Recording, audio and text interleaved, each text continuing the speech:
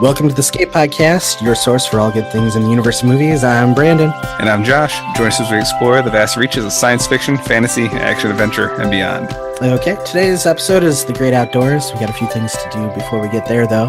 One of the things I want to get to is podcast news, which there isn't a lot of it. I just want to say that we have a Twitter now, and we're trying to tweet. So if you want to check us out there, we'll have links to it on our Facebook and on the podcast. I don't get the hashtag thing. When it comes to tweeting, we're twits. Yeah. But we're trying to learn that. Also, I downloaded the Podomatic app for my Android phone, and I was playing around with it. It's actually a pretty decent app. So however you listen to us, if you'd like to listen to us on the go and you haven't had maybe a good option to do that, check out either the iPhone Apple Store or your Google Play for Android and look for that app, and you can just search for us. It's pretty easy to use.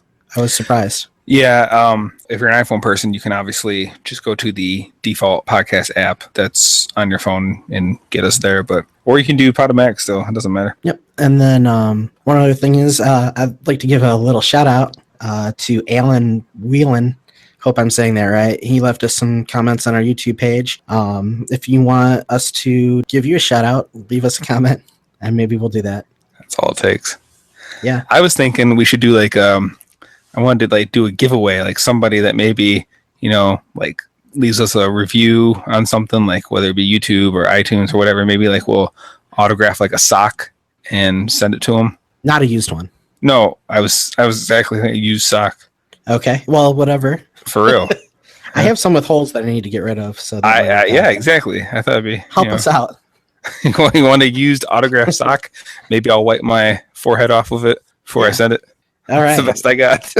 It's, now that we've grossed everyone out and lost all of our listeners, all two go of ahead them. and get to some movie stuff. All right. So Spider-Man came out. I'm sure by the time this podcast comes out, it will be already a month or so after the movie has already came out and might be on its way out of theaters. But if you haven't seen it, go check it out. If you had any concerns at all that, this is the third time they're rebooting it, I don't want to go sit through that again, don't worry about that. They do their best to avoid those worries, and it was a fun movie.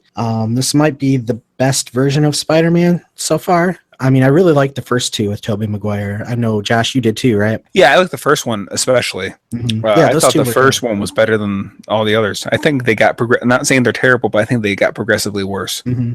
Well, the ones with Andrew Garfield, not that any of it was his fault, but those ones were definitely not amazing, pun intended.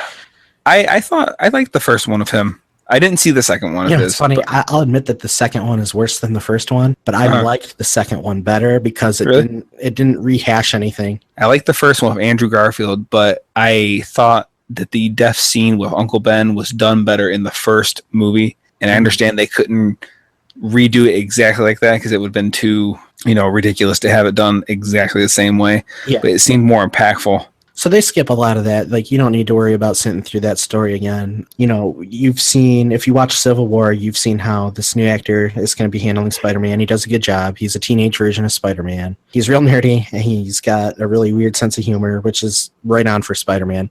So, there's a lot of him fighting low-level street level villains, guys robbing banks. That's what I want to see. I don't want to see every movie where it's some guy out to destroy the world. Right. Just a little smaller story. That's all I ask for. Okay. Michael Keaton was a great villain. He did great as the Vulture, and you really felt like his motivation as to why he would be a bad guy. Yeah, they just did a lot of things that were really cool. There's some scenarios that pop up, like what happens if Spider-Man needs to go somewhere and there's no tall buildings around for him to, sling around on. That comes up. So, How did the Vulture look in terms of when he's in his suit?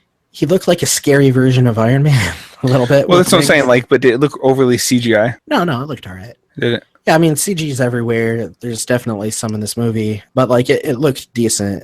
There's nothing really to complain about. I'm not going to praise it, but it looked good.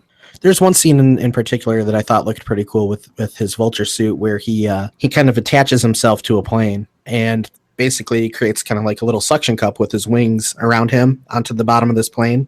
Mm-hmm. And I thought that was kind of a neat way to use that suit. Okay. But yeah, if I had to grade the movie right now, I'd give it maybe an A-. Okay, wow. It was pretty good. I don't know if it was the best Spider-Man movie between, the three different series that we've had so far, but I think it's the best version of Spider-Man for sure. Okay. Maybe Tobey Maguire may have been a better Peter Parker. Okay. I don't know, but this is definitely, as far as the actual Spider-Man character goes, I think that I'm trying to remember his name right now off the top of my head. Tom Holland. Okay. It's pretty good Spider-Man, and I'm looking forward to seeing more of those. Like, it fits in really well. It has some stuff, some setup for future movies, but it actually has more to do with like Civil War and the first Avengers movie than anything. And it's really kind of neat watching it tie itself into this cinematic universe that they've been working on for so long. So what happened? Okay, The Amazing Spider-Man 2, it didn't do so well, right? Mm-hmm. Most people didn't care for it. So is that why they decided to like drop that series so quickly? Or I'm sure it still made money, but probably not too much. I know they spent a ton of it on advertising. The reviews came out, reviews are pretty horrible for it. I'm sure the drop off on it was pretty bad after the opening weekend. But once you factor in those worldwide numbers, though, I'm sure that they either, made their money back or, made a little bit of money off of it. Mm-hmm. But I think what happened is that Sony has been in trouble for a while now, just financially, probably for the past decade or so. Things have been getting worse and worse. And there were some things that went on behind the scenes, some, quote unquote scandals that came out with emails and they got hacked and all sorts of stuff. Oh, yeah, I forgot about that. I think what happened is Marvel Studios wants all their characters back, or at the very least, Spider-Man. They were able to kind of offer an offer they couldn't refuse. Yeah, so basically they have a team up with Sony now to where they're overseeing the Spider-Man stuff. Sony is still making the movie, but it's under Marvel's oversight. Right, yeah, like the best of both worlds on that. So I'm not sure exactly how other Spider-Man installments are going to go as far as them making like the Venom movie. Okay. How involved Marvel will be with that. You would think that they would still be involved, but I don't know all the details. Right. I'm sure we'll find out when those movies start getting worked on. Okay. I know Tom Hardy will be in that, correct? Yeah, he's supposed to play Eddie Brock. Gotcha.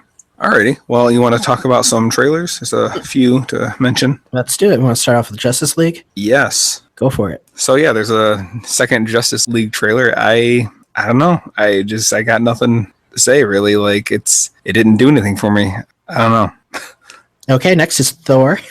Like what do you have to say about it? I mean, I've been pretty sour on the DC movies just in general, and seeing it doesn't really get me super excited. Yeah. As far as it actually, like, the trailer goes, the trailer felt like a jumbled mess to me, which fits the DC movie standard so far. It was just like shots of things. They'd show, the shadow of a guy rising up. Yeah, say, a new force is coming and we're gonna have to stop it. But then they'd move on and then they'd cut to some Flash making a joke. And well, it doesn't feel like this feels like they want you to have that feeling of the big payoff. Like we've been watching these people for however many movies, and right. This is just like basically the third movie of this DC movies, and bam, here we are. It's just I don't feel anything for these people because I haven't really met these people. The idea of a cinematic universe, or at least the way Marvel's doing it, is new, and like they're the ones that started it. And basically they started it right, but like DC doesn't have the time to do 20-something movies before they get to. Oh yeah, I get that. I almost feel like you either do it quick or you do it right, and you might as well do it right. Yeah. Well, I've never been surprised when Warner Brothers just pushes something out to make money. I remember thinking that when Alien vs. Predator came out. It's like they would just rather push it out and make the money than take the time to do it right. Right, because so let's see, we had Man of Steel, we had Batman vs. Superman, Suicide Squad, I just now remembered about that one, and now Wonder Woman. I haven't seen Suicide Squad yet, and I've only seen Batman vs. Superman once, which I actually was losing interest in it. I rented it and was just kind of watching it and kind of losing interest, and eventually I was playing with my phone, and then finally I was like, well, I paid for this, I might as well watch it. So I wound it back and started watching it again, but it wasn't that great to me. I'd still be willing to watch Suicide Squad. I heard that one didn't do so well, but I am always willing to watch something for myself, even no matter how bad it does. That actually kind of brings me to a point. I should have mentioned this for Spider-Man. One of the things that kind of annoyed me about the trailers for Spider-Man, like as it was coming out, they kept showing, I don't know if anybody else noticed this, but they kept showing like the Rotten Tomatoes score on the corner and they'd say it's certified fresh. I don't know how I feel about them trying to push Rotten Tomatoes scores onto people because, especially with Sony in the past, they got caught basically trying to force the Rotten Tomatoes score to be better than it should be for like Ghostbusters. You know, just because the audience score is good doesn't mean the critics score is going to be good, and vice versa. The critics might love it and the audience might hate it, or they both might hate it, and then you'll see it and you'll love it. I'll give a terrible example right now. There's a movie that I love. It's not a good movie. The jokes are too crude even for me sometimes, and like the jokes fall flat a lot of the times, but I love this movie. It's called Bucky Larson, and I'm sure anybody out there that's seen it is cringing it and probably turning us off right now, but there's something about the movie. I feel like there's a little bit of heart in there, and there's certain characters that I do like and that crack me up that I feel like really make. If they weren't in the movie, then I wouldn't like it at all. But you know, everybody else is free to hate it. It's one of my little guilty pleasures, and you know, just because everybody else hates something doesn't mean you're going to. Right. Yeah. Well. Yeah. I don't know. I know Dave's super excited for this, but no, from everybody I've talked to, it seems like the only people that are super excited about DC stuff are people that are already, sorry Dave, big DC nerds in the first place. Yeah, I don't think he would have any problem with that title. That's the way it seems. I mean, I might be a little biased towards Marvel. When I was a kid, I preferred Marvel over DC, but I mean, they're doing stuff right as far as movies go. I mean, not every one of them has been a home run, but I feel like in general, most of their movies have been pretty good, and some of them are tied into other movies more strongly than others, but I feel like as they're inventing this formula, they're perfecting it, and it's just getting better as they go. And DC just still doesn't really know what it's doing yet. Yeah. I feel like they're just kind of going by like the seat of their pants. All right, well, let's do this now. Yeah, I mean, I know they're not doing in-credit stingers to like differentiate themselves from Marvel, but like that's not to me where it's at anyway. They need to, like I said, I just don't care about these characters because I never even met them in this format, you know, like yeah, we have they don't mean anything to me to care about them. Why should I care about the Flash? As far as most of the people that see this movie go, they're going to be thinking this is the third version of Quicksilver, right? Which, and to me, it looks like why because he's fast does he have to be goofy? I mean, he might be goofy in the comics. I'm not super familiar with him, but it looks like they're going to make him super jokey. Well, we've had one pretty jokey version of Quicksilver when the X-Men series, and then you know the one from Avengers Age of Ultron, he was a little bit jokey, but like why did all the fast guys have to have similar personalities? I don't know. There was one part of the trailer that I have to admit, as cheesy as it was, kind of got a chuckle out of me when Alfred is complaining, like, remember when we used to complain about fighting guys that launched penguins at us? Oh, I didn't even catch that. It was something like that. He said something about wind-up penguins, and I was like, that's kind of funny. Actually, I wish that it was a Batman movie where he was fighting the penguin. So, yeah, like I said, we'll see how it goes. I have very little interest in anything DC. I skipped Wonder Woman, even though I heard it was good. However, everybody that I did hear that it was good from said that it was good, but not as good as they're saying. It's a little overrated. Me and Brittany saw it. We liked it. I don't know if that's partially because it's just thus far the best of the DC movies, which again is not saying much. See, that's the kind of thing that I keep hearing. But I kind of do feel like, for me at least, I thought it was a pretty good story. Do I think it's as good as people claim? No. I think the ending was a little more like a boss battle in a video game. But, you know, it was pretty good, but not fantastic. Right. I'll agree with that. From DC to Marvel, now the Thor trailer. Right. The second Thor trailer just came out as well. Check that out. So yeah, I watched these trailers back to back. I know Dave was excited. I watched the DC one first, and I was like, the trailer didn't really do anything to me. And I don't know if it's just because I'm biased or what, but like the Thor trailer is I feel like just an amazing trailer, and it got me super pumped up and hyped. The colors were vibrant. The scenes were beautiful, especially those slow motion scenes where like Hela is fighting the Valkyries on their Pegasus. See, I thought that looked like a heavy metal band music video. Like, I don't know. It kind of seems silly to me. I actually partially agree with you. It reminded me of a music video because the music in the trailer is amazing too. Like, it's really cool. It's like almost like a digital heavy metal type of thing. Yeah. It almost has an 80s vibe to it, like with all the colors and the type of music they're choosing to show off for this movie. But yeah, it got me super excited. I thought the visuals are great. It actually kind of reminded me of 300 a little bit when they're showing those slow motion parts. Yeah. And that's one of the good things about 300 was when that came out, just like how stylistic it was. That was one of the things everybody really liked about it. The visuals were amazing at it, even if the movie was just kind of meh. But yeah, everything about that trailer looked pretty cool. I don't know if they showed too much. I don't feel like they did. They confirmed a couple things that people were wondering about. Right. Is Hulk always Hulk, or does he go back to Bruce Banner? Mm-hmm. I know that was one of the things people were talking about. There was a rumor that they would have the Hulk's intelligence upped a little bit because in the comics he does say more than Hulk smash. He just doesn't, he talks more like a caveman than Bruce Banner does. So there's that, and then people were wondering if Hela was going to be like the universe's version of Death, and I think that's what they were implying in this trailer. That she what? There's a character, a literal character in the Marvel comics. Yeah, Death. The entity Death, yeah.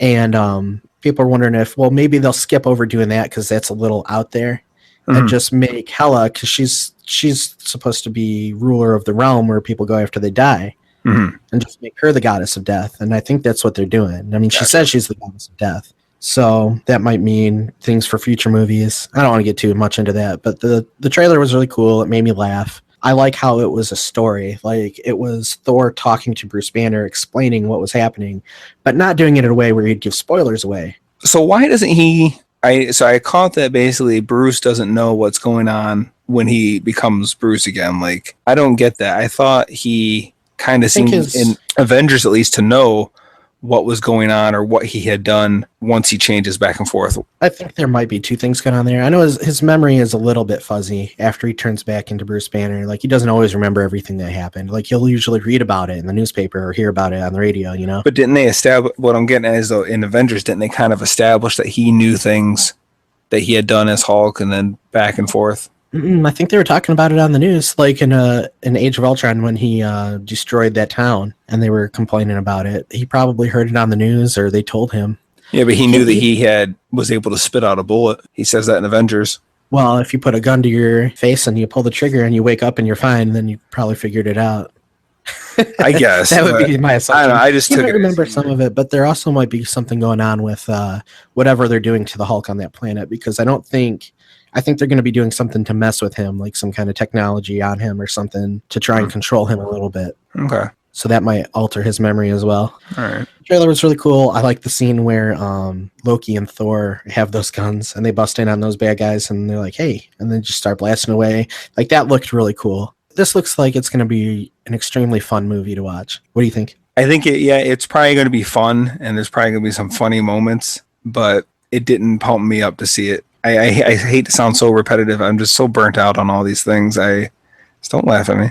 I just don't care. I don't care anymore. Genesis. But eventually, I think if they would ever stop, I just feel like eventually maybe I will care again. I get tired of seeing it every year. Something new comes out. And I know for most people that's like the best thing about it. But for me, it's just like overkill, oversaturation. When I saw Avengers 2, I mean, it was all right, but to me, it just did not live up to the first one. And then ever since that, I think I just kind of started to really, kind of just dwindle and lose a little interest. I don't dislike these movies. I just kind of need some time to miss them. These characters, that's my main thing. I'll eventually see it. I haven't seen Doctor Strange. I haven't seen Spider-Man. I finally saw Ant-Man. You liked Ant-Man, right? Yeah, it was a fun movie. That's it. Mm-hmm. It's fun. Was there something else? What else came out since Avengers 2? Galaxy. I didn't like Guardians. Oh, I didn't see part 2. That's right. I didn't see part 2 of that. I didn't like the first one either. Yeah, you're weird. Yeah, so okay. It's all right. No, I understand where you're coming from, and like even like you said, like there are two movies that almost took me out of it. Like, because everything was going along so great. I'm like, this is cool, this is exciting. And then Iron Man 3, which people like, but I didn't. I did not like that one either. I didn't like it. It felt like it was a big letdown. And then, Avengers 2, how could they mess it up? Well, it just seemed like a big mess. It was closer to a DC movie for me. I just don't like that one. I don't want to watch it again. But since then, it seems like every movie that comes out, like I'm worried, like, oh, how's this going to live up? And every movie has been, at the very least, just good. Have they done a Captain America 3 yet? Yes, that was Civil War. Yeah, right. As the first one tends to be basically just that character And then it seems like as they get their more and more sequels, they just start including everybody, which I think is cool because that was one of the fun part of the comics was like who would show up where and, see Spider-Man hanging out with Captain America or, what are they going to do when Blade comes around and all that stuff, Honestly, I kind of think this point, and I know this is no one's going to agree with me. That's okay. I kind of feel like Spider-Man feels out of place with them. He felt a little bit out of place in Civil War, but once you see the Spider-Man movie, I think you're going to feel like there's one thing that comes up that doesn't make any sense. And it's kind of like with the timeline. Like when it starts, it says something like 8 years ago, which doesn't line up with the movies unless they happened earlier than when they came out. Right. I just ignored it. I don't care. Like, I understand what they're trying to tell me. Maybe like they have a way of fixing it or explaining it. I'm not going to look it up because I don't care that much. It's just a little tiny detail. But like the way that they tie that Spider-Man movie into their other movies, like I feel like, okay, they did. They glued him in there. He feels good now. Okay. He felt a little forced in Civil War, partially because he was. Like, they were already filming that movie when they got the rights to use him. They had a plan for him in case they got him, but they weren't able to do that in time for filming, but they were able to get him early enough to where they could squeeze him in, and that's why it feels a little weird in Civil War. Well, it's like, to me, it's like, I know, again, all these guys are Marvel characters, but like at this point, like I would think it'd be odd to have the Fantastic Four with the Avengers or the X-Men with the Avengers or Deadpool. Like, I don't know, to me, they almost feel like they should just be their own separate things. I'm fine with them doing kind of that.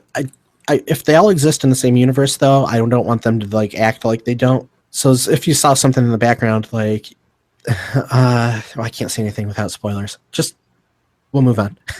Yeah, like I didn't. Another thing, did you see the newest Fantastic Four? I know it's not technically a part of it, but have you seen it? I saw part of it on TV, and I had heard so much bad things about it before. I heard so much that was so horrible about it, and then I started watching it on TV, and I was just like, "What is this mess?" That was bad. Really? Oh yeah. It's as bad as they say, huh? Yeah, there's a movie called Samurai Cop, and then one of the fun things about one of the fun things compared it to Samurai Cop. Yeah, Samurai Cop is better. So in Samurai Cop, they have this actor with long hair. He's the main character. He can't act, but they have him going around and pretending to do karate all over the place. So they finished the movie. And months later, like 9 months later, they call him up and they're like, "Hey, we need some reshoots." He's like, "What? It's been a year. What are you talking about?" They said, "Just come in. We need to reshoot some stuff." He's like, "Okay, but there's one problem. I cut my hair." They're like, "What? Did you really?" "Yeah, I cut my hair." I'm like, "All right, well, we'll worry about it when you get here." So in the movie, as you're watching it, and because it was reshoots, it wasn't like shot all in order. There'll be points in the movie in the beginning, middle, and end where you'll see the character wearing an obvious woman's wig. It does not look like his hair at all, and it switches back and forth like from scene to scene. Yeah, where it goes from his hair to wig. They do that in Fantastic Four. Oh, okay. With Invisible Woman. Yeah, I mean, it's almost like where I wouldn't normally be interested, but I'm almost more interested because they say it's so bad, and what you say makes me almost want to watch it more. Yeah, well, what movie was it that just came out that was supposed to be so bad? There was one that came out. Oh, The Mummy. Oh yeah. Everybody was going on about how horrible The Mummy was, and it got to the point where it made me want to go see it. Did you see it? No. Oh, okay. I almost wanted to go see it. So do you have Fantastic Four? No, I can see if maybe I can find it somewhere, or maybe I'll go buy it. I don't know if it's on sale for like $3. Yeah. All right. So, anything more to say about Thor? No, let's move on from. Oh wait, I wanted to say something. Was it just me, or did it seem like Hulk looks a lot more like Mark Ruffalo? Yeah, they changed his face a little bit. I think most I was like, whoa, he really looks like him. Not that he didn't before, but like he looked a lot like him. He did look a lot like him before. I think part of it is they did change his face a bit. I think part of it is they gave him more of like that buzz cut haircut, like a neater haircut, because he always had the super messy hair before and the big eyebrows. Now he looks a little more like clean. Okay. Which is fine because I mean Hulk has looked. No, I'm not complaining about it. It just struck me. Yeah, Hulk's haircut has changed throughout the comics, so I don't care too much. I like that bowl haircut. You like him with the Pete Rose? Just joking. Yeah, but I thought he looked good though. I didn't think he looked cartoony or anything. No, I'm not complaining about it. I just noticed it. All right, next one. The Shape of Water. Yeah, no, you sent this to me. How did you hear about this? think I started watching another trailer, and this one came right after. What did you think of it? Well, I was surprised when you sent it to me. I hadn't really heard anything of it. It's Guillermo del Toro. Correct. I wouldn't say I'm a fan of his, but I've liked what I've seen by him. You know, I remember liking Hellboy, even though I don't really remember it. I thought the second one was better, and I don't like remember Pan's that one Labyrinth. either. Pan's Labyrinth was really good. If you can stand a movie with subtitles, Yeah. it's not the movie I wanted, but I was happy with what I got. But it's a Spanish movie. Guillermo del Toro is Spanish. It has some really creepy, like dark fairy tale vibes to it. Right. This one, The Shape of Water, when you first showed it to me, I thought, you know, this character the character from Hellboy? It took me a second to realize that it was a different story, and then it ended up reminding me more of Creature from the Black Lagoon when I was looking at it, and it looked it looked really weird. I suggest anybody out there go check out the trailer for it, just because it's such an odd looking movie. It kind of reminds me of Beauty and the Beast. Yeah, like the themes. That too. Although I'm not sure if it'll have the happy ending that Beauty and the Beast does. Right. Yeah, but just like the whole, you know, where she understands it, like not just like where she can talk to it, but basically like she has the ability to see past its appearance. And as I was watching the trailer, it's one of the things that occurred to me, because I expected it to be just kind of a monster movie, and it ended up turning into more of a love story between something far more monstrous than the Beast from Beauty and the Beast and this deaf woman, I think, or she might be mute. She's mute. And so she starts kind of teaching like this creature sign language, and it turns out he's intelligent. He just doesn't have a way to communicate, and people are doing terrible things to it because it's something unknown and they're trying to test it out. It looks really odd. I had read in the YouTube comments, I don't know if there's any truth to it, that Guillermo del Toro was attached to do a Creature of the Black Lagoon film, and then something happened where it fell through, but he was so into the idea of it that he just went ahead and made this, which is obviously very similar. This is a Fox Searchlight project, so it's just kind of like an independent low budget movie. Well, like what I thought was kind of cool is they show like other things there. Like it looks like it is set would you say the early 50s maybe, or the late 40s? Yeah, it's definitely in the past, somewhere in there. Say. And it just shows like other, like it's almost like a testing facility where they're doing all kinds of different, like I saw like at one point like a jet engine and just various different kinds of. All right, this is the premise on Wikipedia. Okay. 1963, a mute janitor and her colleague work in a government laboratory and eventually discover an amphibious man in a water tank. The janitor, out of loneliness, befriends the creature. That's the whole premise. Oh, that they have. Yeah, I thought they were making like a merman, like a mer creature at first, but then they talked about how it stands on two legs, and then you see later it does have feet. I guess it comes out in December of this year. I'm interested. So if I might go check it out. It looks very different, which isn't a bad thing. No. It wasn't what I was expecting. Yeah, if anybody's out there listening, go ahead and check that out. Just type it in, The Shape of Water. Okay. Next we have another trailer for Star Trek Discovery. Yeah. STD. Yep, Star Trek STD. Go ahead. Yeah, so I turned it on and things were happening, and then nothing about it looked like Star Trek to me, right, except for maybe the shape of the ship. Yeah. Yeah, I totally agree. Like, I mean, again, you can cut this all out because it's so repetitive. I hate saying the same things over, but like, it doesn't look like the original series time. Or honestly, it looks something so far removed from Star Trek that it looked like somebody wrote a sci-fi story, couldn't get it sold for what it was as something new and original, so somebody found it, slapped Star Trek onto it, and now they're marketing it. Well, it kind of looks like a fan-made film to me. It does too. It looks cheap. Dave is always sending me trailers to like, what's it, like Star Trek Exeter? I can't remember what it's called. And I remember reading about a few of those, and some of them sounded interesting. Like, and he mentioned Renegades the other day, and I was like, Renegades, about that.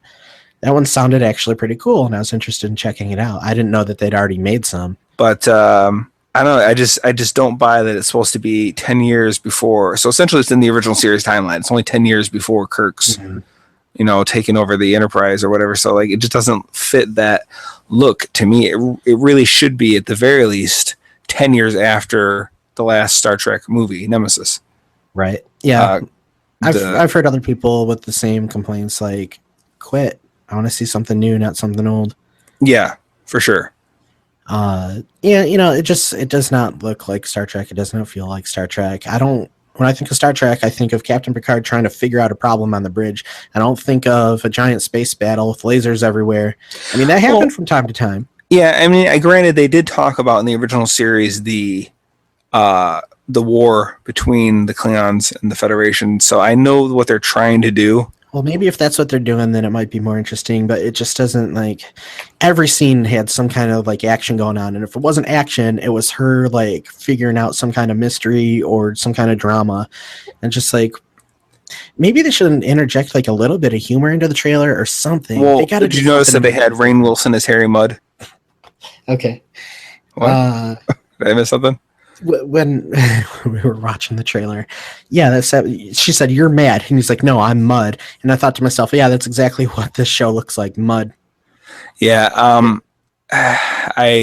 Why are they putting Harry Mudd in it? Just to have something familiar from the original series to be like, all right, since I'm not as familiar with the original series, and maybe some other people aren't too, tell me who Harry Mudd is. Harry Mudd is basically like a con man, a salesman, and he's the one that brings the Tribbles aboard the Enterprise trying to sell them. I think he was also in one of the animated episodes, and the same guy came back and voiced him. I almost feel like he was in 2 episodes of the original series, but so what you're saying is that this series is a Tribbles prequel. Yes, exactly. Right. But yeah, he's Harry Mudd. Every time I say his name, one, it's a ridiculous name.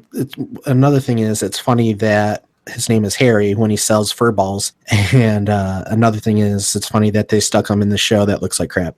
Yeah, I think that's just trying to be like people be like, that's cool, Harry Mudd from the original series. Now, if you're not as jaded or a grumpy old man like me and Josh, then good news for you. If you didn't want to buy CBS All Access to check out the show, apparently it is going to be on Netflix. Yay! Or at least that's what it looked like. I think they had the Netflix logo in the corner. I don't know, man. I hope that the series is good and that just maybe the trailers look bad. Okay. I just looked it up. He was in 2 episodes of the original series. Then he did a animated episode. The same guy voiced him. Mudd's Women, I Mudd, and Mudd's Passion were the episodes he was in. I Mudd. Yes. All right. Well, that should probably cover our Star Trek reference for this episode. Just like I said, it just looks too futuristic. The Klingons, we talked enough about that, but it's like, yeah, there's a similarity with the Ridge, but they still don't look like Klingons. Something off there. Yeah, it's a little too much. Like I've come out in the past and I've defended changes, but when the more I look at it, the more I'm like, this is just, what are they doing? Yeah, to me, I would almost be more inclined to say like this is like some 2 different species, that a Klingon and something else that kind of like this is some new subspecies of Klingons. Like it's an offshoot of Klingons. They're Klingoffs. All right. Lastly, I trademark that. That's pretty good, I think. Yeah. All right. Last thing we wanted to talk about with trailers is Stranger Things season 2. Mm-hmm. I remember when I first heard about Stranger Things, it was described to me as like the Goonies meets the X-Files. Mm-hmm. Meets like 80s nostalgia in E.T. and like all this wrapped into one. And I think someone even said Super 8. And I was looking forward for that to come. I watched it. I loved it. So this is the one I'm really most excited about. Yeah, I don't think did you see the trailer for Stranger Things on this podcast yet. I remember hearing about it. I know me and Dave did, or I mentioned it, but yeah, some people are saying it's kind of like the X-Files, which I don't think is too accurate, but it kind of gives you an idea of where the show's going. Yeah. We were checking it out, and I heard everybody going on and on about it, and I couldn't figure it out. I thought it was horrible. Really? No, I'm just messing around. It was great. I was gonna say. Yeah, there's definitely a lot of nostalgia into it. Like, that's one of the things that's kind of annoying nowadays with a lot of stuff is like it's just nostalgia with no story. This is how you do nostalgia correctly. The story is great, and the reason it's nostalgic is because, particularly with Steven Spielberg movies from the 80s, like they take concepts that he was working with, and just like the cues, the way they shoot things and the way the characters act are kind of based around those movies from the 80s when those movies were good, when we had good movies. Well, it's not just Spielberg though. Well, it's not just Spielberg, but he's the biggest one. I could see like Yeah, I mean, you can see a Stephen King type influence there. Yeah, And Stephen King. I also felt there's a little bit of John Carpenter. yes, There's a few of them there. Like even yeah, in the background, like you can see Evil Dead posters and stuff like Mhm. that. I think one of them was The Thing. Yeah. They let you know that like these guys are heavily influenced by movies that they saw in the 80s. Good movies. There's nothing wrong with basing your movie, like whatever you're making, to have that kind of a feel to it. Like that's fine. They're not ripping anything off. I don't feel, but like just the way it makes you feel when you're watching it. It reminds you of those old classics that you grew up on.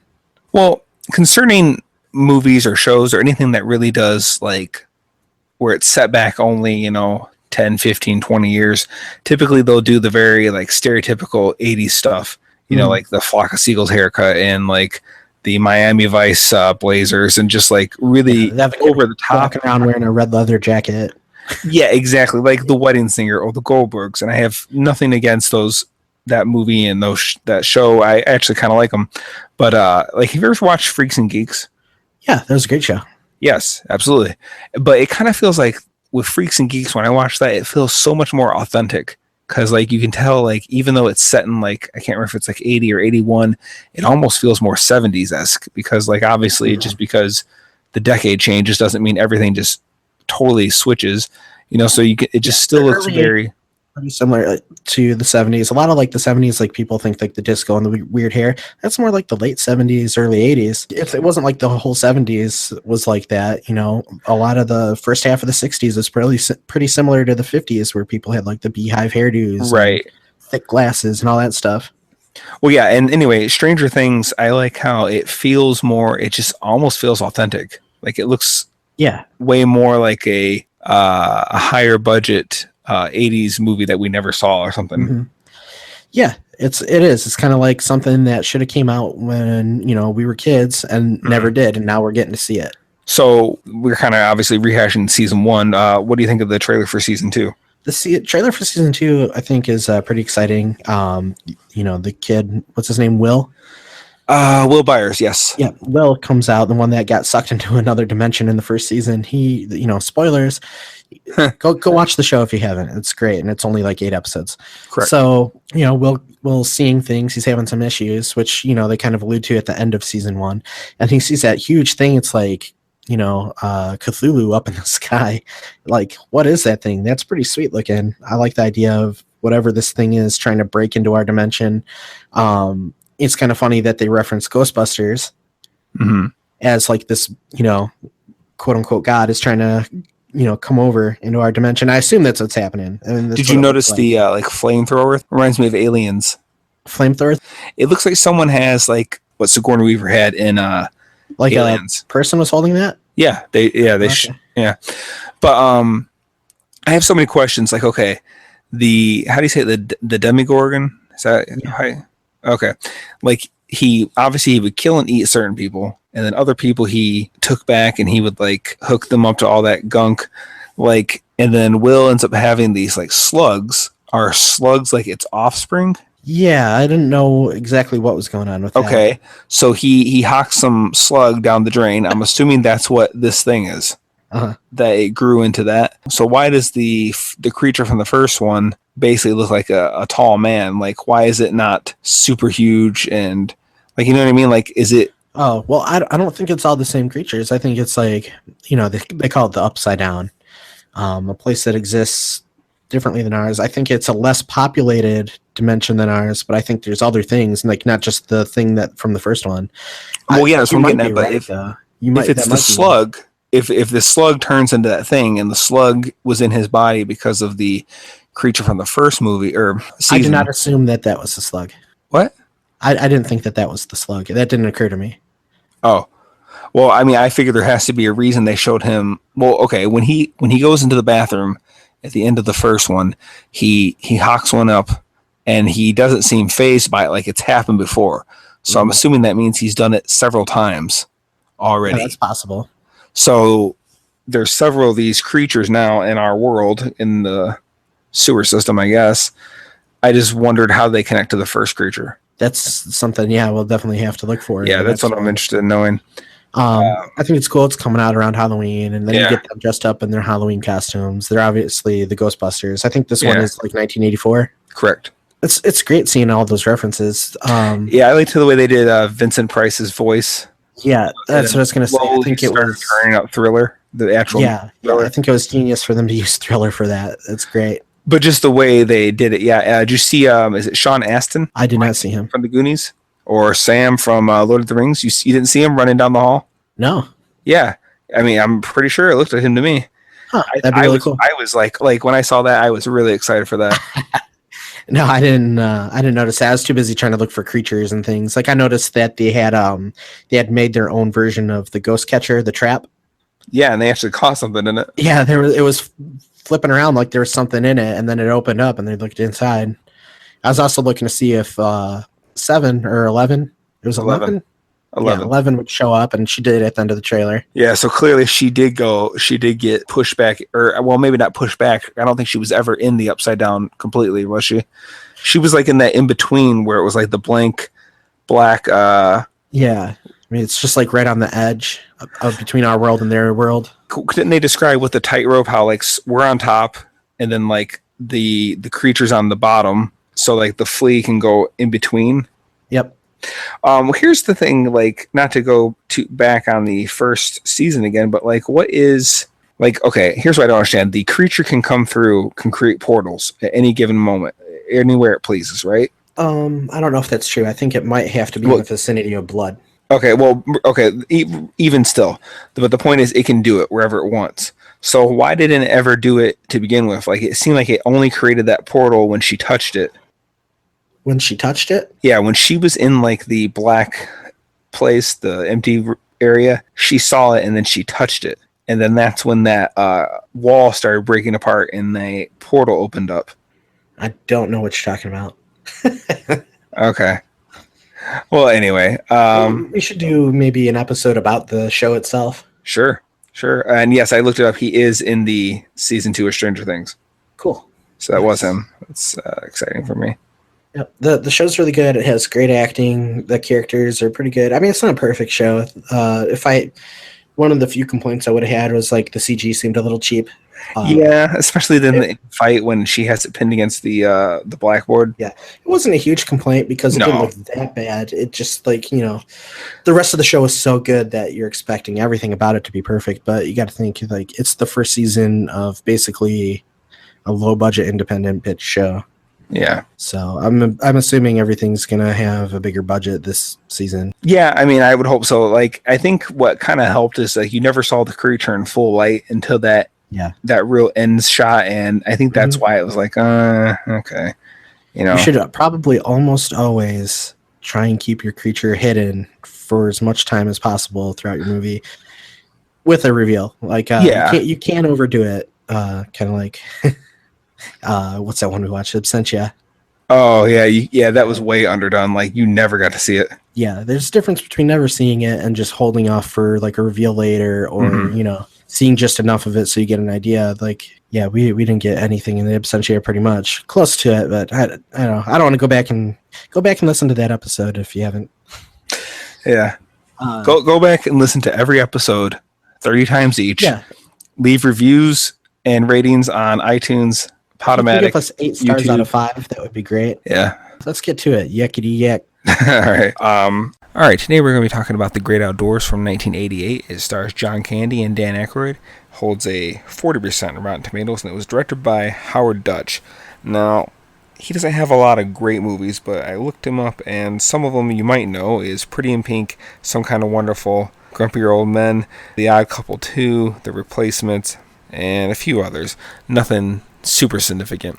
It was, of course, written by John Hughes, who, of course, you should know. Ferris Bueller's Day Off, Pretty in Pink, The Breakfast Club, 16 Candles, Home Alone, etc. Alright, let's take care of some trivia here. The lakeside restaurant used in the film burned to the ground due to a gas fire. It has since been rebuilt. This is the first film of Annette Bening. The theatrical trailer shows some deleted scenes that are not in the film. The original title for the film was going to be Big Country. The film takes place in Wisconsin. Should have been Michigan. Connors. This is the third and final film collaboration between John Hughes and Howard Dutch, which includes Pretty in Pink and Some Kind of Wonderful. The budget for the film was $24 million, and the box office was $43.4 million. This is one of a few movies that both Dan Aykroyd and John Candy have been in, which include The Blues Brothers, Nothing But Trouble, Masters of Menace, and they almost were both in Ghostbusters together, but John Candy was replaced with Rick Moranis for Louis Tully's character. All right, so before we get started into the actual movie, there's something I wanted to bring up about John Hughes. There is a line in the movie, I'm paraphrasing here, it's two quotes smashed together by Dan Aykroyd in the same scene, where he says, "I had a great European vacation plan. Thanks for ruining my vacation, Ripley." Okay. So that line kind of struck me as funny, because I know John Hughes created the Vacation series. Like, I guess he actually started the Vacation series working for National Lampoon's Vacation, or National Lampoon's magazine. And those were all his characters, and they're the ones that went ahead and like, yeah, let's make this a comic strip. And it was always about, the Griswold family and what a goof up the dad was. And, he had a big part in the first movie, and it was a great movie. The second one has, I like the second one. It's not as good as the first one, and when you go back and look at like critical response, it didn't get a lot of love. And I was wondering if that line in the movie was kind of a dig at the people who did National Lampoon's Vacation, European Vacation, because I know even though he's credited as a writer for that, he actually literally had nothing to do with it. It was only because he created the characters that they gave him that credit. So, I just, that stuck out to me, and it made me look all that stuff up, and then that's when I was able to come up with all that backstory. I had a great European vacation planned. Thanks for ruining my vacation. Yeah, it's funny. I was actually thinking this movie reminds me of specifically Christmas Vacation, where basically Clark's plans are always foiled. Yeah. Everything he tries to plan out to be nice, his whole goal is to have this great old-fashioned family, Christmas to get together, and everything he does just, whether it's jerks or just things fall apart for him, just nothing works out for him. It kind of feels like that theme. When did these movies come out? Let's see. This came out in 88. When did Christmas Vacation come out? Christmas Vacation may have came out in like 88 or 90. Okay, so they were right around each other. 1989. Okay. All right. So yeah, they came around right all at the same time. Did he have anything to do with Christmas Vacation? I'm sure he's listed either way. Yeah, I think it is just kind of the same thing. He was listed because of the characters. Christmas Vacation might be my favorite vacation movie. Oh, yeah. But yeah, that line stuck out to me as interesting, and I just wondered if there's something more to it from behind the scenes. I guess we may never know. Right. So yeah, the movie starts up with that song "Yakety Yak, Don't Come Back" in the station wagon, and I always thought that was kind of a classic for this movie. Like, it's one of the things I think about when I think of this movie. That song feels kind of tied into this movie. I don't know if I've heard it in too many other places, but I've always known that song. The owner of the cabin rentals is a funny character in this movie. The name of the actor is actually Robert Prosky. You may recognize him from other movies he's been in. I recognize him. He was Grandpa Fred from Gremlins 2. I know he's in Mrs. Doubtfire. Yeah, he's in Mrs. Doubtfire. He's the guy that owns like the TV station there. Yep. He's also in Death to Smoochie, if you've seen that. He's only in it briefly there. He's got some pretty funny lines. He's kind of I love when he's riding on the hood to show them to their cabin. I like when he comes in and that dog comes out and he has to explain to him, the dog hates people, but he loves porcupines. Yeah. Oh, and he tells the teenage boy, too bad you're not a dog. Yeah, I was like, what? Yeah, so he's a pretty blunt old man. He shows up a few times throughout the movie, and usually every time he shows up, he's doing something seedy. Well, I thought it was funny. He's the bartender at the local bar or whatever. Yeah, like this town is so small, he runs half of it. Yeah, he's doing something else, and he runs the resort, and he just does everything. You wouldn't think he'd have that much energy, but I guess he saves a lot of it by riding on people's cars. Yeah. I'm surprised this movie doesn't have a higher score. It wasn't 40% of Rotten Tomatoes. Yeah, they kind of reviewed it down the middle of the road, and I almost agree with it in a way. Like, it's not John Hughes' greatest movie for sure. I think I just had nostalgia for it, so it seemed like it was a little... I always liked it, so I don't know. I guess I just thought it would be a little bit higher than that. It's a good movie. It should be higher than that. We can get more into that towards the end, though, like when we talk about our thoughts on the movie. Right. I noticed when Dan Aykroyd first showed up, they showed the front of his car, and his license plate said Roman 1, which is his name in the movie. His character's name is Roman. And then the license plate said Illinois. I was looking for that specifically because it's John Hughes. Oh, yeah, exactly. Yeah, he always sneaks that in his movies. So I'm sure that both of these families were in the Chicago area. Now, the twins in the movie, I don't think I've ever seen them in anything else. I found their characters to be very odd. I'm sure that's what they were going for. Oh, yeah, for sure. But there's a big plot point based around them later in the film. But for the most part, the movie's about John Candy trying to get his family to have a good time like he did when he was a kid at this particular spot. It's a place where they rent a cabin, and the cabin is actually super nice. It's more like a mansion, I think. Yeah, it's a pretty nice cabin. Yeah, like I would live in that house. It's not. I would call it less of a cabin and more like a summer home. Yeah, I could see that. It's pretty nice. I love the line where she says, "We put $300 in that. It's not including what we've spent on Lysol." Like, I don't know, for some reason, I thought that was like one of the funniest lines. This movie features Bart the bear. Yep. That's one of the things the movie is famous for is the bald bear. And Bart the bear is actually a pretty big actor. If you don't know who it is, Bart the bear was a male Alaskan Kodiak, best known for his numerous appearances in Hollywood films, including The Bear, which I guess he received an Oscar nomination for. Really? Yeah, he died in 2000 at the age of 23. That bear's been in a lot of movies. Like I knew who the bear was before I watched the movie. Yeah, he's got a list. You can look him up. I'm sure Bart the Bear's on IMDb. Yeah, and he was huge. I think they said he was. Oh, no, I lost it. Well, I don't know how tall he was, but he was big. He was bigger than John Candy, and that's big. So Poor John Candy. Yeah, I know. Rest in peace. So the scene where John Candy is actually telling the story. I'm sorry. The way you said that, it's mean and it's funny. And there's that scene where Bart the Bear is smashing John Candy, and it's just like John Candy. He's 6'2" and over 300 pounds, and this bear is just crushing him. Yeah. So I mean, Bart the Bear was huge. Yeah. There was a scene where John Candy is telling the story of the bald-headed bear. Yes. The killer bald-headed bear of Clear County. That's what he called it. Mm-hmm. And he claims that, most of it is true, and I would assume that it is because of the way the rest of the movie goes. I thought that was a really funny scene. They actually had the lighting on them, the creepy lighting where they do the lighting from underneath to light your face up a certain way. Yeah.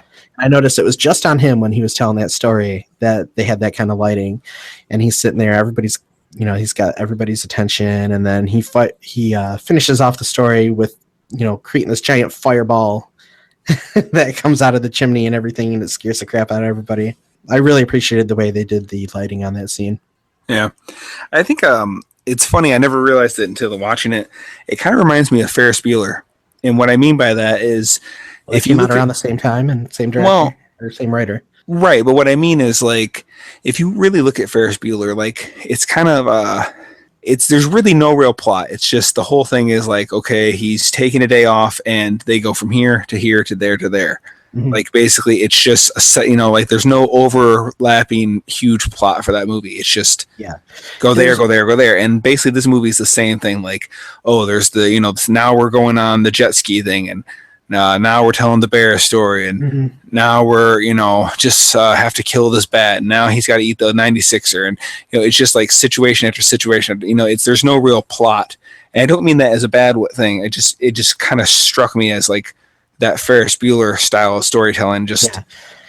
It seems like that was something that was more prominent like in the late 70s and throughout the 80s, or these movies that came out where like they were interweaving plots throughout the movie, but like it almost seemed like it was just scene to scene to scene. Caddyshack is like that. There's a plot in Caddyshack. You got to kind of piece it together because it just skips around so much. All right. But yeah, I understand what you're saying. I thought it was hilarious when, John Candy had finished telling that story. Chet had told the story about the killer bald-headed bear and scared the crap out of everybody, and to go and make the twins feel better, who are scared of everything. Those twins are scared of everything in the movie that happens. They scream. They don't say anything. They're just always afraid. Dan Aykroyd goes up there, Roman, and he's like, I want you to know that the story that Uncle Chet told you wasn't true. There was no bear. And then he goes on and like tells this horrifying, extremely disturbing story that really did happen to him as a kid. to the twins, and then they just stay up all night after he tells that story. And like, it's funny watching Dan Aykroyd like act all proud of himself for, you know, making his twins feel comfortable after that. Wait, I don't think he said the story happened to him though. I thought he said it was a story that his uncle told him about something about an escaped army psychiatric patient that like fell upon this family, slaughtered them, and ate them, and you know, like, how could that be better than a bear? Yeah, but I want you to. Like, well, that was a true story, and that kept me up, and I don't want that to happen to you girls. You know, that's kind of what he said. Dream about nice, fluffy, soft, cuddly things, and then he just leaves the room like he did his job.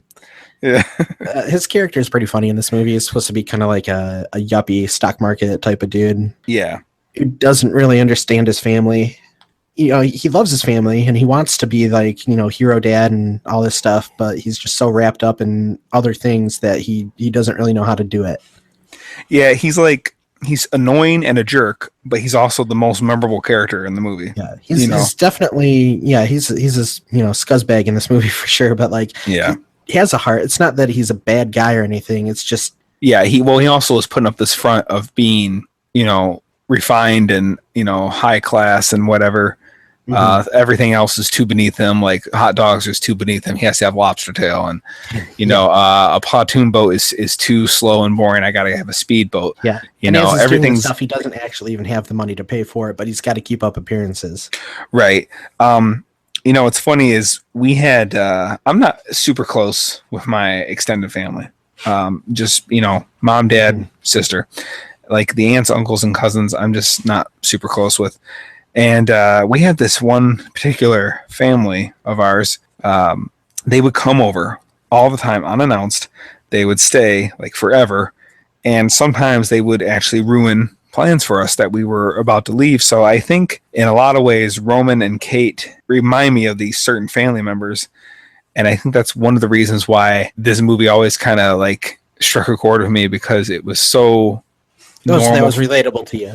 Yes, exactly. I just thought that was interesting. And what's funny is like, I just was watching it again to finish it up before we did this. And I was like telling Brittany, I was like, you know, he reminds me exactly like Uncle, you know, so-and-so, because I was like, just like he was that type of guy that would, you know, try to be funny, that he would try to act like he had something to say about everything, and would tell these, you know, jokes that he was, you know, just thought he was a funny guy, you know, but like the way his mannerisms, it's almost like they modeled it after him.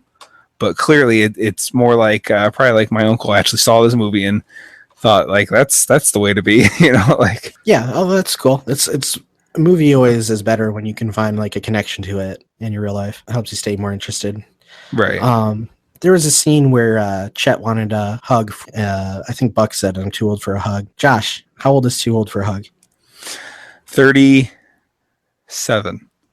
Okay, so you're still huggable at the moment. Yes.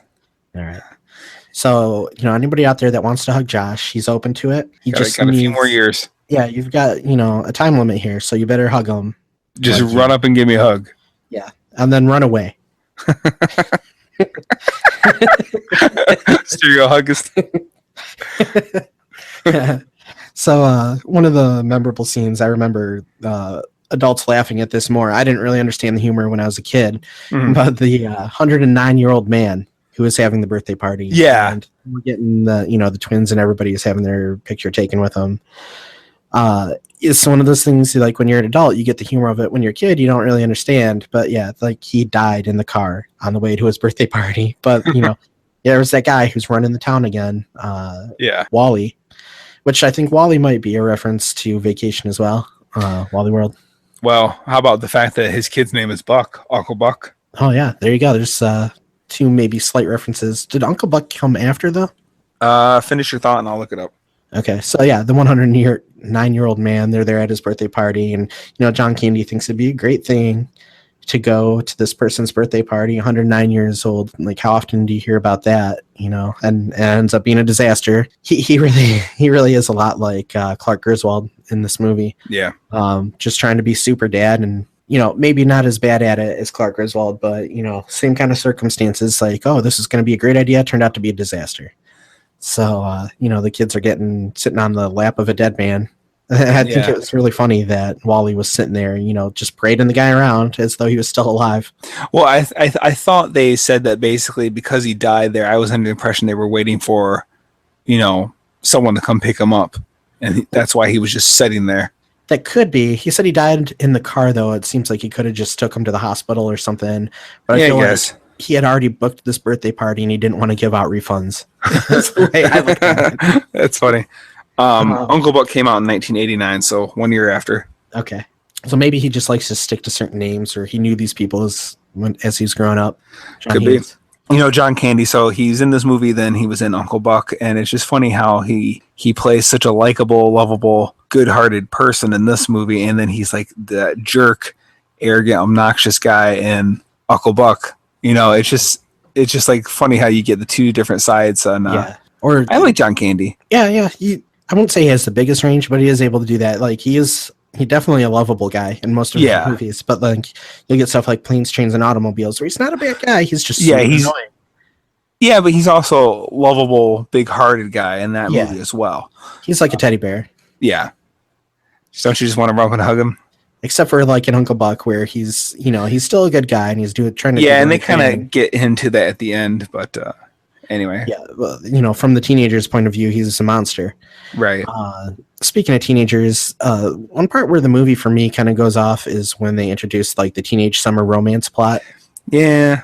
No, I can feel you on that. And they cue that same music every time. Yeah, like the love music, I guess. I don't care really that much about Buck and Cammy. I don't like. I don't know what's so funny. I don't know, just something saying Buck and Cammy. Well, that was their name. So I know, but it sounds ridiculous. Buck and Cammy. Buck and Cammy, summer of '88. The summer love of '88. It sounds ridiculous. So yeah, like I don't get why she. First of all, why is she so jaded already? She's supposed to be like 15, 16. Because she had all these city boys coming in and falling in love with her and then leaving, I guess. If that were the case, I always thought, like, seeing this movie when I was younger, I always thought she kind of looked weird. Why? What about her? I don't know. She just looked weird. I didn't think, like, for somebody that's supposed to have all these, boyfriends all the time, I didn't expect her. I would have expected her to look better. I don't know. You think they should have got a better looking girl, you're saying? Yeah, or at least given her a better personality. She was already coming off as like a mid-30s like type of girl that would sit at a bar and like if any guy tried to talk to her, she'd punch him in the face. Maybe, I don't know. That's where she's headed in life. I think it's funny that like why couldn't she date a guy that lives in her own town? Like as if there's no people her age that live in that town. Like yeah, she's the only one there. Yeah, so yeah, well, this is weird. So yeah, like that kind of took me out of the movie a little bit. I think the movie should have stayed more focused on John Candy. Yeah. And Dan Aykroyd. I don't know. It's kind of weird for me to complain about the teenagers in a John Hughes movie, but like this is one time where I don't think he nailed it the way he had done in previous movies. Yeah, but a lot of people do associate John Hughes as the teenage movies. Obviously, he's got, The Breakfast Club, Ferris Bueller, Some Kind of Wonderful, 16 Candles, Weird 16 Science. Candles, Weird Science, Pretty in Pink. Mm-hmm. Career Opportunities, the whole thing, but he also did do movies like Planes, Trains, and Automobiles, and Uncle Buck was kind of a hybrid. He focused on kind of both at that time, but he also did stuff where, it wasn't just teenage characters. Yeah, well, it's just somebody that had such a successful career, sure, like, nailing those types of characters, and then this one's just like, I don't know. I don't really care that much. I guess maybe for the teenagers at the time, that would have been something for them to be interested in. Yeah. I felt like the movie was entertaining enough to where the movie seemed more like it was for adults, actually, to me. Like, as a kid, I knew it was supposed to be funny, so I'd laugh at it without understanding the jokes. But, like, as you get older, like, oh, the raccoons are always getting into the garbage. Mm-hmm. That's funny. As a kid, you're like, oh, the raccoons are talking. Yeah. Funny. Right, yeah. I felt like had he focused maybe more on just like, not that the movie had to have adult humor, but like focused it on just being humorous for adults. Mm-hmm. Then maybe it would have had that higher score that we were talking about earlier. Could be. I felt sorry for John Candy because everything he does is belittled. Like every little thing he wants to do, it's like it's his cabin. He's wanting to have this thing with his sons, like his dad did for him, and everything is just belittled and insulted, and it's just I feel bad for him. I did kind of too, but then it made me think like our vacations when I was a kid, like my mom wanted to go do things. We went to like historical places in like Virginia and West Virginia and all that stuff when we were little. And like I was too young to really appreciate it. I was like 9 years old, but my mom really wanted to do it. And because, me and my sister are too young to really appreciate it, we have different things we want to do. We kind of ruin it for her. And I won't go into too much detail on that, but oh no, when tell me later. When you're a kid, you're interested in your own things. You don't think too often about like what you're doing affects everybody else. Yeah. So I think that he actually kind of nailed something with that. Maybe through some personal experience or whatnot. Like as a parent, not everything you plan turns out the way you wanted it to. Yeah. And I imagine it gets harder when they start to turn into teenagers. Because they have their own interests. They're almost like real people at that point. Well, they become people that think they know everything, I think is the problem. Yeah. Teenagers. And that lasts all the way up until they're like 30 something when they start to realize they don't know everything and they stop caring. Yeah. There's a scene where Chet takes Ben out to look at the bears, and we mentioned this earlier, throwing the candy bars. Despite there being a sign that clearly states not to feed them, he decides to start throwing some John Candy bars at them. And what'd you call them? John Candy bars. Okay. And it's a funny scene. As I'm watching it, I started to think like he's got a couple of bears on his car. They've got big claws. They weigh a few 100 pounds apiece, I'm sure. They're jumping on the car and trying to get more candy bars. A car nowadays would have just crumpled. Yeah, that's probably true. Like, I'm sure there's some scratches on his car or something from the bear claws, but like a car nowadays, they probably could have just ripped it open like a tuna can. Maybe. I just stopped to think about that. I thought it was funny. It's a funny scene anyway. Like everybody's there trying to just get a look at these bears as they're doing their thing. Was there a dumpster there? Is that why those bears were there? I know, but I think one time when we were on a trip somewhere, me and my dad did that where it was like a thing where you could pull your car up and like watch the bears. I think we did something like that. I can't remember what state we were in though. The sneaky raccoons plot kind of reminded me of Caddyshack a little bit. I could see that with the gopher. Yeah, it wasn't a huge thing in the movie. I mean, it's just something that happened a few times, a little ongoing joke, them trying to outsmart the raccoons who were outsmarting them. But, as the raccoons were, coming to get their trash, they would have subtitles as though they were talking to each other. And it kind of reminded me of how, like, the gopher was, humanized in that way, too, where it was outsmarting Bill Murray the whole time. Yeah, that was like a puppet, though, right? Yeah, that was a puppet. It was a little more cartoony, and it was a bigger part of Caddyshack than the raccoons were in The Great Outdoors. Yeah. But it just kind of reminded me of that. We were going to one of my aunt's house. Anyway, I remember like them having it. I don't know if she just had the TV on and it happened to be on TV or they put the movie on. But I remember like seeing it then. I remember the big thing that stands out to me was the bear story, which I know you kind of talked about that a little bit. Uh-huh. But I like the way they did the flashbacks as he's talking to them there. Then like they would flash to like him, when he first encountered it. And I think for some reason as a kid that just like really intrigued me. The bear story, it was almost like I was like really sitting around listening to my uncle or something tell me it did. When this bear story. I wonder if it's just because that's the way they intended the scene to be, where he's trying to draw these people into his story. Yeah, it worked on me because it was like literally like sitting around listening to like a family member tell you this story. It was effective. Yeah. There's a scene where John Candy is riding a horse, and I felt kind of bad for the horse. Oh, come on, man. Leave John Candy. Sorry, John Candy. But like I said earlier, he's like 6'2" and probably 360 pounds, something like that. Gee. He is huge. So as he's riding it, did you notice like throughout the movie, like there were a lot of stunts involving John Candy's character? Yeah.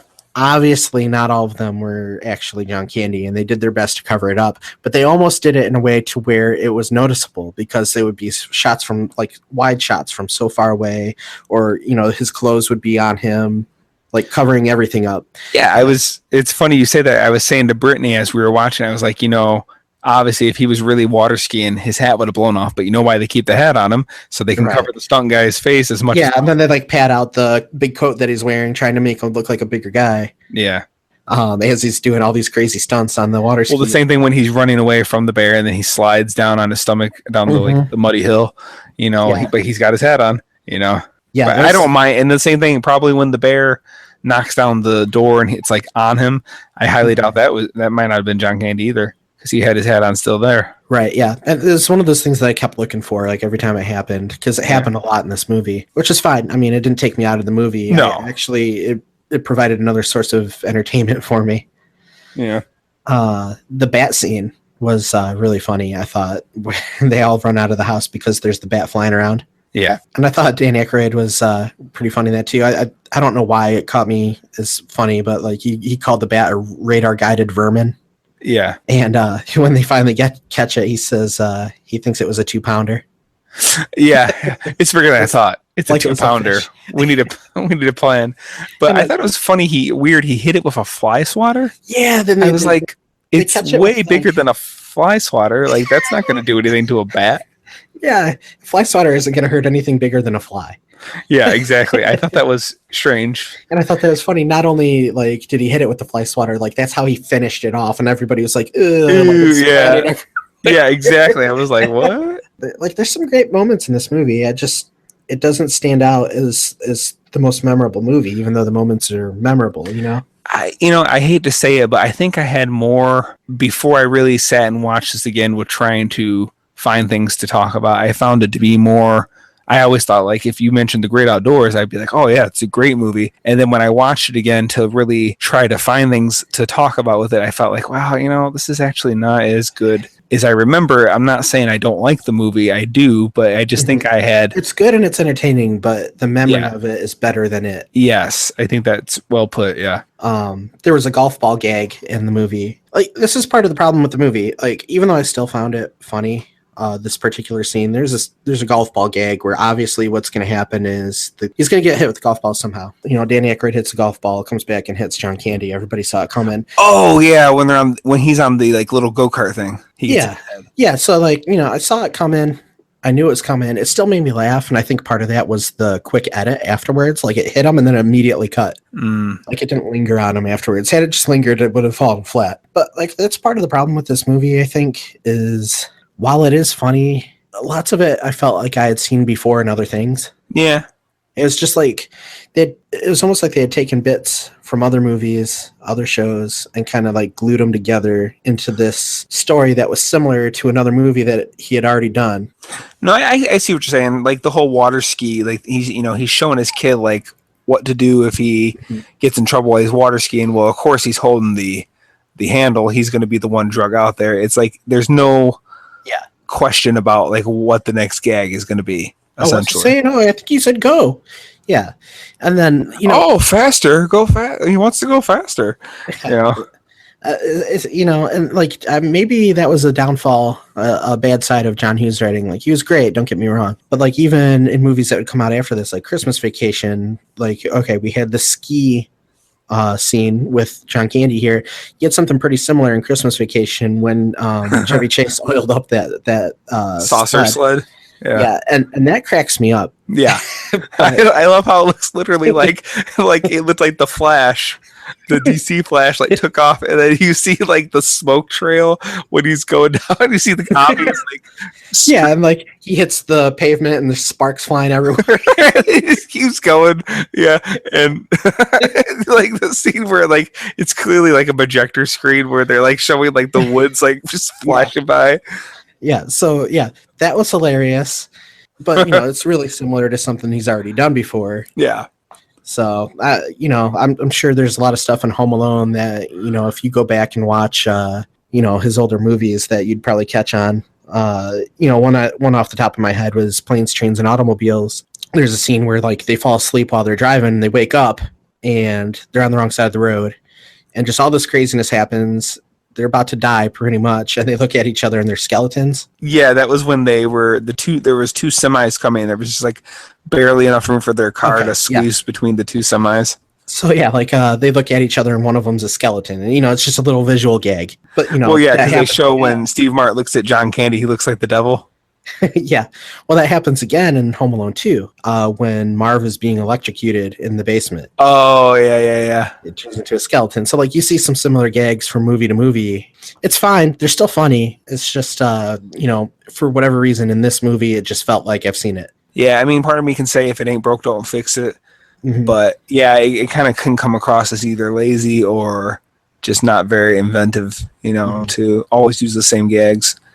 But it's still, I like the movie, so I'm not going to be too harsh on it. Quick trivia. Let's see if you can remember. How many times was Reg struck in the head by lightning? 66 times. There you go. By the end of the movie, it was more. 67. Well, by that point. That's another one of the things like people remember out of this movie is the guy that's been with the skunk hair that's been struck by lightning 100 times. That was pretty funny. It wasn't really a necessary scene, or it wasn't necessary for him to be in the movie. Right. And that's another thing that kind of reminds me of Caddyshack, because in Caddyshack you get that priest who's having the best golf game of his life, even though it's like basically a monsoon outside. But for whatever reason, he can't miss, and he gets to his last hole, and like a frog jumps out of the hole or something and causes his ball to go out, and he gets all mad and he curses God in the middle of this thunderstorm and gets struck by lightning. I don't know if I've seen that movie. I feel like I've seen it once, but I remember next to nothing about it. Really? Oh my gosh, that's I would put that as a contender for one of the best comedy movies of all time. It's funny. I have a very different opinion on my personal favorite comedy movie of all time, but I'm not saying that it is, but it's up there. Like I definitely have.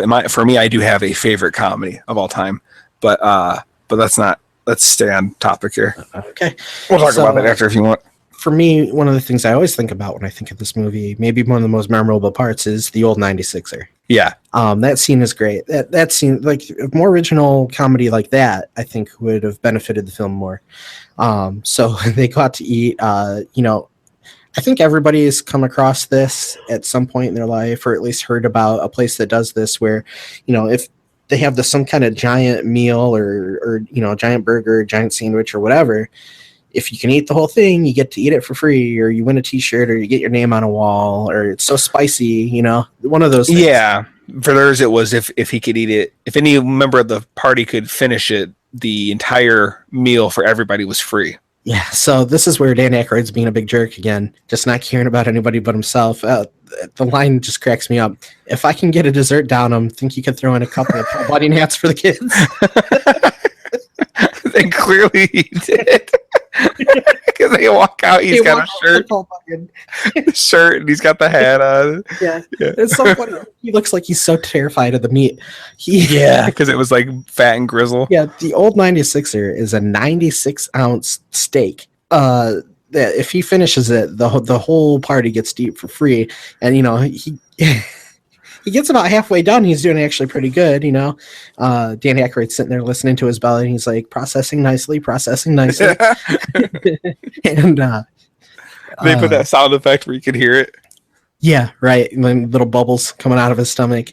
So anyway, by the time John Candy's done with it, like he's about to explode. And then here comes the giant chef. He's a huge guy. Yeah. Comes out and it's like, he's not done. What do you mean he's not done? There's nothing but fat and gristle on that plate. And the chef is just like, yeah. Yep. And then John Candy's about to cry because he can't eat another bite. But somehow he gets him to eat it. And that was great editing because they just like cut away to him walking out. Everyone's like following into his car, clapping, and he's got the hat and the shirt on.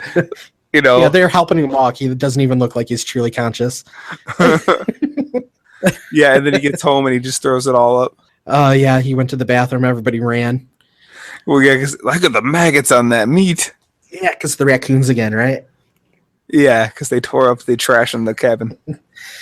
Yeah, okay, so yeah, that's some clever writing. Clever editing. It's a hilarious situation. The joke doesn't quite end once they leave the restaurant. You got to wait to get that part when they get home. I got a question. How long do you think it would take to cook that? I tell you. It's 6 pounds of meat. Wow. And according to the movie, that'd be like eating 3 of those bats. Yeah, I don't know. Why? Did you Google it or something? How long it would take to cook it? I feel like maybe somebody out there has done like the math or something, or talked about it, but I didn't look it up. It just kind of crossed my mind as I was watching it. It's like, that's 6 pounds of meat. Like, how long would that take to cook? It'd have to be a while. I wonder how long they were sitting there. It's because of that meal that made Buck late to go meet what's her face. Cam, Buck yeah. and Cam, Buck Summer and Love of '88. So yeah, that had to have taken forever to cook. Now, have you ever been a part of any kind of eating contest or know anybody that's done anything like that? I almost feel like I did do something, but I have a terrible memory. I have not. I feel like there was something I did do once, but it was more just for fun. It wasn't like really super competitive. Uh-huh. Anyway, I don't know. You don't really remember. I'm pretty sure that John's brother has competed in something like that, or tried to get his name on a wall with like I want to say like a burger. That doesn't surprise me. No. And I think he may have done it, which also doesn't surprise me. Boo can pack it away. I thought the scene where they fell asleep with the leeches is funny. I think maybe not the setup was too clever, but like the payoff I thought was clever. It was pretty funny. Like, oh, these worms feel funny, Dad. They go fishing out in the middle of the dark because it's very early morning. Oh, these are leeches. They're better than worms. And because they woke up so early, they end up falling asleep probably by like 9 o'clock in the morning, and they wake up with the leeches everywhere. It's just funny to me, like, that he would even feel like getting up that early, because that was right after the 96er. Like, I would think, like, I would just be like, nothing. I'm not doing anything right now. No. But he wants to get up to go fishing the next day. He's a trooper. Yeah. John and Candy. Yep. Did you ever watch Cab Candy? I did. I liked that cartoon a lot. I used to watch that. For those of you that don't know, it was a cartoon called Camp Candy, and it was the camp counselor guy was made to look like John Candy. It was John Candy that did the voice, and yeah, I used to watch Camp Candy. No, I don't think I ever actually watched it as a kid. I watched it more as like a teenager. Oh, I'm gonna say like the Family Channel or something like that. Like they were experimenting, trying to get like kids to watch stuff after school, but I think they were targeting older kids, even though the stuff they were playing was for smaller kids. Like one of the things they would show is, Pee-wee's Playhouse. Mm-hmm. Showing that in the afternoon, you're not targeting like, elementary school kids. I don't think. I think you're trying to target like teenagers that have that as a memory. Yeah, I see what you're saying. Yeah, I could. So one of the things they would show is Camp Candy, and I'm like, I've never seen this. I like John Candy, and this is actually a pretty fun show. I don't remember it that much, but I do remember watching it, and I remember liking it a lot. It's funny you brought that up. Yeah, it's like Rick Moranis did Monster High. Oh, jeez. I do, but like not at all. Just like the name, pretty much. That is hilarious. Yeah. There is another scene in the movie that I remember more from watching the movie on TV. Okay. And from actually watching the movie is a scene where they're all getting in a fight at the end of the movie, and they say, "Pull it out your butt," but they don't say "butt." They say your tuchus, right? Yeah. Well, something they swear. So everybody's sitting there saying it. Even the kids are saying it, right? And they just keep saying it over and over again, and it's funny. But the part that made that really funny for me was actually seeing that like on TBS or TNT, like back in the day, because Ted Turner wanted to keep everything so family friendly that even if the movie wasn't that bad in the first place, like whenever there would be like a swear word or anything, he would have them dub it. Okay. So that was the policy on those Turner channels back in the day, was, all the swearing had to be edited out. So they replaced the bad word with the word wazoo. So they're all saying blow out your wazoo. And then getting mad at each other and yelling at the kids for saying the word wazoo. And that just made the scene so much more funny. Yeah, I actually like to see that edit. Yeah, maybe I can find it one of these days. I'll look for that. Like, what caused... Okay, so, like, that big fight, you just mentioned it. Like, I mean, obviously I know that through the whole movie, Roman is kind of... Like I said, he's annoying, he's belittling, he's very, high-horsed.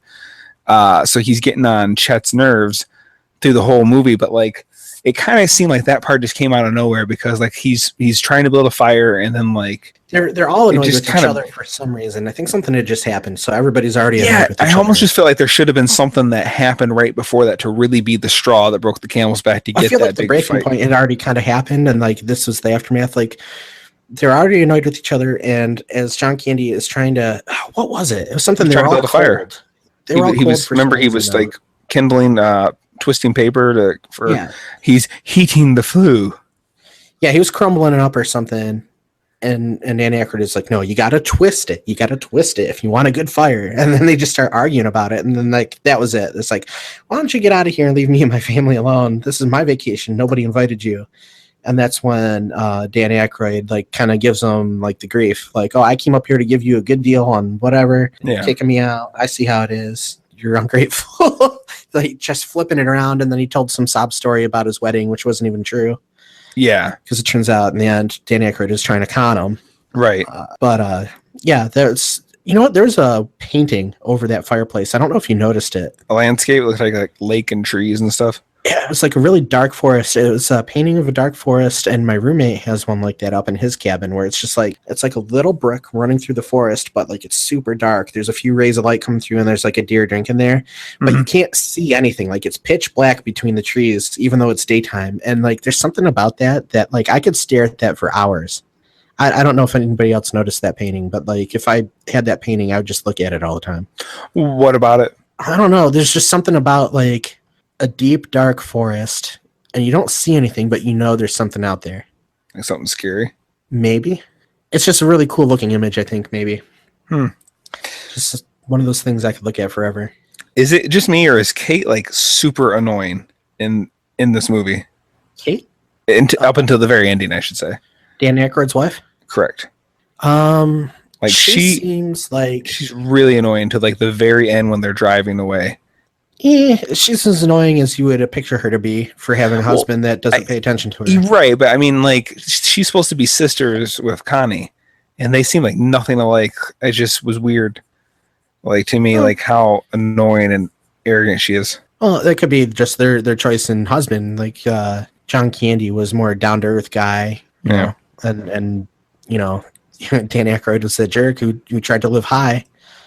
Yeah. So after they get figure out where the little girls went. They went down to the mine thing. You know, Candy goes back to get the rope. By that point, Dan Aykroyd had got them out. Why wouldn't Roman go back to tell Chet, like, hey, you know, we're out, we're good, just, you know, come back. He gets them back to the cabin, then he's like, you know, drying off and changed clothes. And yeah, I just think that might be part of his character. I mean, that's what he would do. He'd get back and be like, he'll figure it out, he'll be back soon. Yeah. I noticed that. I would agree with you. Actually, the ending of the movie kind of annoyed me. Well, okay, those girls get lost, and that's what kind of makes everybody stop fighting and work together again, right? Yeah. So the girls wander off in the middle of a thunderstorm, go down into a mine, and then they're stuck there. Yeah. Throughout the entire movie, they've been afraid of everything. Their own shadow. What would compel them to wander away from the house in the middle of a thunderstorm? Well, remember, they kind of set it up a little bit when Wally brought them back to Roman, and he's like, you know, the youngsters were, you know, playing near the mine, and it's dangerous and whatever. So they kind of set it up that the girls already knew it was there, and, you know. It just felt out of character for those two to be the ones to get lost. Yeah. Actually, I kind of rewrote the end of the story in my head, and I kind of liked it better. Okay. So what ended up happening was the twins got down there. John Candy and Dan Aykroyd find them. They're Dan Aykroyd's kids, and even though they're Dan Aykroyd's kids, Dan Aykroyd doesn't want to be the one to go down there because he's got a problem with claustrophobia or something. John Candy has to kind of give him a pep talk. Go in there and be their dad for the first time in your life. And he's like, all right, I'll do it. And he crawls down there. The way I think it may have worked better, because, you know, this is supposed to be a redeeming moment for Dan Aykroyd after Dan Aykroyd had kind of like screwed John Candy over. Right. Is if instead of it being the twins, it was Buck and Cammy, because they had already established earlier that, you know, teenagers go down there. So what if they got caught down there and couldn't find their way back up, and then everybody's like, hey, where'd they go? You know, we need to go get them. Here comes a storm. And then they finally find them, just like they find the twins. But, you know, John Candy can't do it because, like, the entrance is a little bit tight for him. Hey, there you go, hating on John Candy again, you jerk. So that's when Dan Aykroyd steps up. I'll do it. I'll go. And he goes down there, and he ends up being like the heroic one for John Candy's kids. That would just make it even better for him in the end. Like, look what I did. Like, I'm a hero. Like, he wouldn't say that, but that's what John Candy would say. Like, you helped me out. with my kids. I'm sorry we were fighting, blah, blah, blah. And then I'm sorry I tried to trick you. I just think that would end up making more sense to me if that was the ending. Yeah, the only problem with that then would be that Dan Aykroyd would get the teenagers up out of the thing, and then how do you get to the bear scene? Because all four of them would be out there, and because then remember when John Candy goes back, Dan Aykroyd and the twins are already gone back to the cabin. Maybe as like Dan Aykroyd has taken, the kids back to the cabin, John Candy's like, I'm going to cover up this hole so nobody else goes down in it or something. Like there's something laying there. So he goes to move it. He puts it there. And as he's moving it, like the bear's standing behind whatever he picks up, like a big piece of like wood or something, like an old sign. Okay. And then as he turns around, there's the bear. Okay. I guess that could work. So they could have still fit it in. I just felt like them doing it with the twins and not having Dan Aykroyd want to go down there and save his own kids kind of defeated the purpose in a way. Okay. I see what you're saying. So that pretty much wraps up the movie. Did you have anything else you want to add? No, I can't think of anything. I mean, I still enjoy the movie. I feel like now that I watched it more to kind of talk about it, it didn't hold up as well as I originally always thought it to be. I always thought like, yeah, Great Outdoors, that's a really fun movie. It didn't hold up as good as I remember, but I still enjoy it nonetheless. Some of these situations do feel a little hastily put together, whatever, but I still like it. They're doing a remake of it. Yeah, I'd heard that. I had heard that they were doing a movie called The Great Outdoors, which is supposed to be based on this one with Kevin Hart. Correct.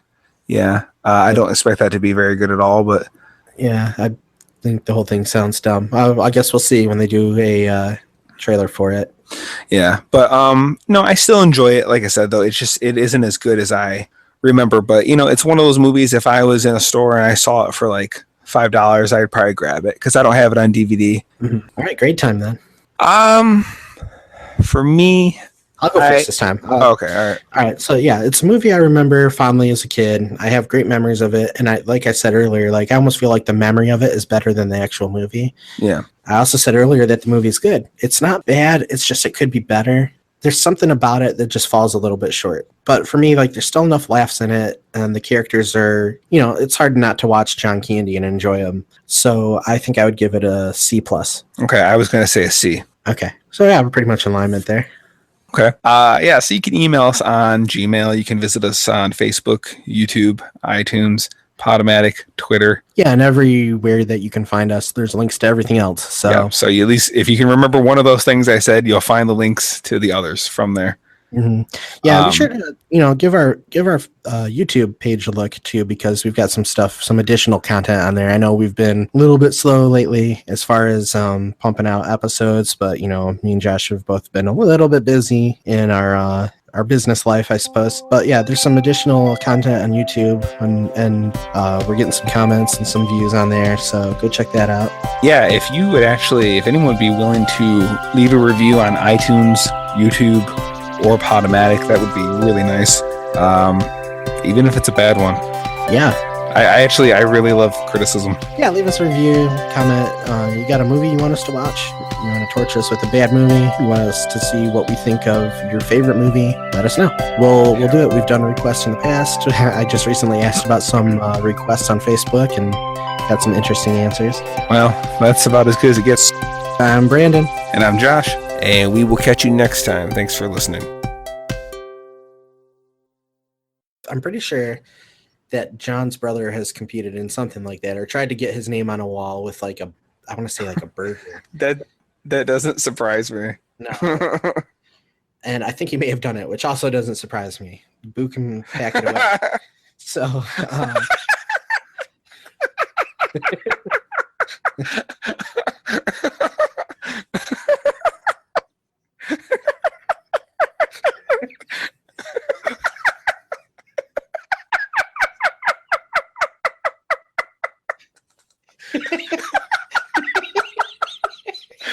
It's so mean. It's so mean. Poor John Candy and Glenn. Everybody. I'm talking about my relatives and these annoying relatives of mine that came over, ruined our plans. We were so mean. Oh man. I don't know what you're talking about. Okay, so. Okay.